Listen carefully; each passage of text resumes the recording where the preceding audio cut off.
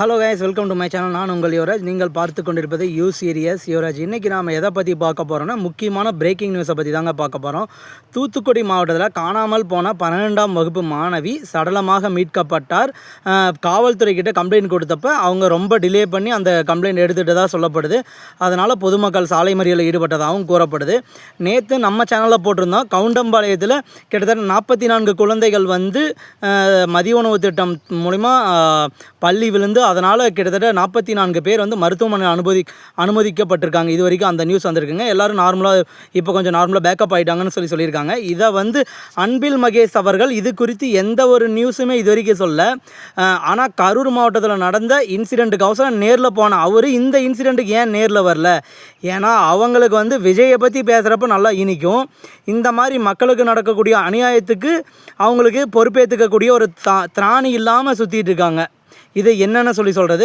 அப்புறமேட்டு பார்த்திங்கன்னா இது குறித்து என்ன சொல்கிறாங்கன்னா, கரூருடைய திரு செந்தில் பாலாஜி அவர்கள் பரவாயில்ல இப்போ பசங்களாம் இப்போ நார்மல் ஆகிட்டாங்க அப்படின்னு ஒரு சின்னதாக ஒரு அறிக்கை மட்டும் விட்டுருக்காங்க. என்ன காரணம் நடந்துச்சு, ஏன் இந்த தப்பு நடந்துச்சு, தண்ணீரில் எந்த மாதிரியான இது நடந்துச்சு, அதற்குரிய ஒரு உரிய விசாரணை அறிக்கை இது வரைக்கும் கொடுக்கப்படல. கிட்டத்தட்ட அடுத்ததான் நம்மளுக்கு இன்னொரு தகவல் கிடச்சிருக்கு. 9200 கோடி ஊழல் நடந்திருக்கு. இந்த மதிய உணவு திட்டத்தில் மட்டும் 9200 கோடி நடந்துருக்கிறதா இப்போ ரீஜனல் சர்வே இன்றைக்கி காலை வரைக்கும் நம்மளுடைய இதில் சொல்லியிருக்கோங்க. நம்மளுடைய குரூப்பில் வந்திருக்கு. இது என்ன, எதனால் திமுகவினர்கள் இந்தளவுக்கு கொள்ளையடிக்கிறாங்கன்றது எனக்கு இது வரைக்கும் தெரியல. போன மாதம் வரைக்கும் பாலாஜியை பற்றி பேசுகிறோம், 10 ரூபா பாலாஜின்னு சொல்லி ஒன்று பேசியிருந்தோம். அடுத்தது KN நேருவை பற்றி பேசியிருந்தோம். அடுத்ததாக இப்போ மகேஷ் அவர்களுடைய துறையில் நடந்திருக்க ஊழலை பற்றி பேசிகிட்டு இருக்கோம். சேகர் பாபு, இப்படி ஒவ்வொருத்தரும் வந்துகிட்டே இருக்காங்க. ஏன் ஊழல் மட்டும்தான், ஊழல் கட்சியாக மாறிட்டாங்களா திமுக? இவங்களால் நேர்மையாக செயல்படக்கூடிய திராணி இல்லையான்னு எனக்கு தோணுதுங்க. அடுத்ததாக எதை பற்றி பார்க்க போகிறோன்னா, காளிங்கராயன் அணை இடிக்கக்கூடாதுன்னு சொல்லி ASI உத்தரவிட்டிருக்காங்க. இது ஒரு பக்கம் பார்த்துருக்கோம். அடுத்ததாக பார்த்திங்கன்னா, எரிவாயு சிக்கல் காரணமாக LPG கேஸ் தட்டுப்பாடு காரணமாக டீயினுடைய விலை 12 to 15 ரூபாய் வரைக்கும் வந்திருக்கிறதா சொல்லியிருக்காங்க. இப்போதைக்கு இது வரைக்கும் நம்மளுக்கு கிடைச்சிருக்க தகவலுங்க இது.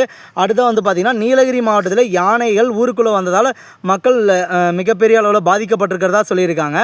அடுத்ததாக இலங்கையினுடைய இராணுவ வீரர்கள் தமிழக மீனவர்கள் சில பேர்த்த அரெஸ்ட் பண்ணியிருக்கிறதா சொல்லி இப்போதைக்கு நியூஸ் கிடைச்சிருக்குங்க.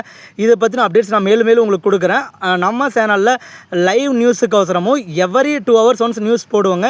இன்றைக்கி எனக்கு பர்த்டேன்றதால என்னால் எந்த ஒரு நியூஸும் போட முடியல. அதனால் தேங்க்யூ கைஸ். சப்ஸ்கிரைப் பண்ணி வச்சுக்கோங்க. அடுத்தடுத்த நியூஸ் நம்ம சேனலில் ரெகுலராக வந்துட்டு இருக்கும். Thank you guys.